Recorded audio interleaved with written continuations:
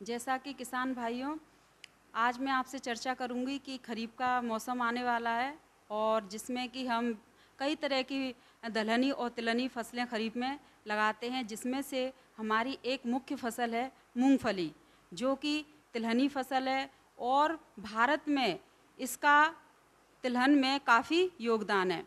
किसान भाइयों, मूंगफली की उन्नत किस्मों की बात करें तो आप इसमें RJ 425, 120, 130 और MA 10, 125 और 13 ले सकते हैं। इसी प्रकार JG 20 भी बहुत अच्छी वैरायटी है और RJ 382। इसके बाद मैं किसान भाइयों ये कहना चाहूँगी कि आप जब भी किस्म का चयन करें तो हर जगह की जलवायु और मिट्टी की दशा अलग अलग होती है। आप अपने क्षेत्र में जो विकासशील किसान हैं, जो भी अच्छा जो ज्ञान रखते हैं इस चीज़ के किस्मों के बारे में, उनसे आप संपर्क करके अच्छी से अच्छी वैरायटी आप अपने क्षेत्र के लिए प्रयोग कर सकते हैं। तो जो किसान भाई खरीफ मौसम में इसकी खेती करना चाहते हैं वे इस समय इसकी बुआई कर सकते हैं। किसान भाइयों, इसकी खेती के लिए अच्छे जल निकास वाली भुरभुरी दोमट भूमि अच्छी होती है। खेती की तैयारी के समय एक जुताई मिट्टी पलटने वाले हल से और 2 जुताइयां देसी हल या कल्टीवेटर से करके पाटा लगाकर खेत को भुरभुरा करके समतल कर लेना चाहिए। अब बात आती है कि खाद और उर्वरक प्रबंधन की। तो उर्वरकों का संतुलित मात्रा में प्रयोग आप मृदा परीक्षण रिपोर्ट के आधार पर करें। अब बात आती है महत्वपूर्ण कि हम इसमें उर्वरक की कितनी मात्रा रखें। तो किसान भाइयों, सबसे पहले हम बता दें, यदि आपकी के पास गोबर का सड़ा हुआ खाद है, नाडेप है, तो आप इसका उपयोग ज़रूर करें, जो कि आप जो अंतिम जुताई करते हैं उस समय हम इसको खेत में डाल सकते हैं।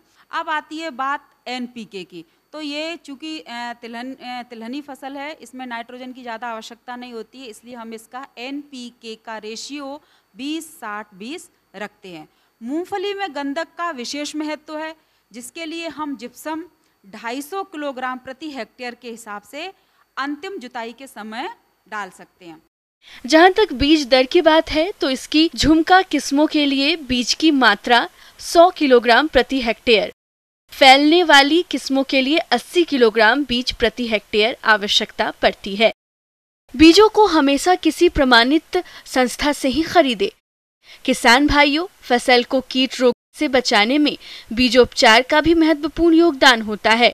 अगर सीड में हम बीज उपचार नहीं करते हैं तो हमारे कई तरह के रोग आते हैं। इसके लिए हम कार्बोक्सिन जो आता है 37.5% प्लस थायरम 37.5% की दर से 2.5 किलोग्राम बीज के हिसाब से हम इसमें उपचारित कर सकते हैं। इसके अलावा आप एक और उपचार कर सकते हैं, कार्बनडा जिम आता है और दूसरा है ट्राइकोडर्मा विरिडी, जिसमें हम 1-1 ग्राम की मात्रा प्रति किलोग्राम के हिसाब से हम इसकी को उपचारित कर सकते हैं।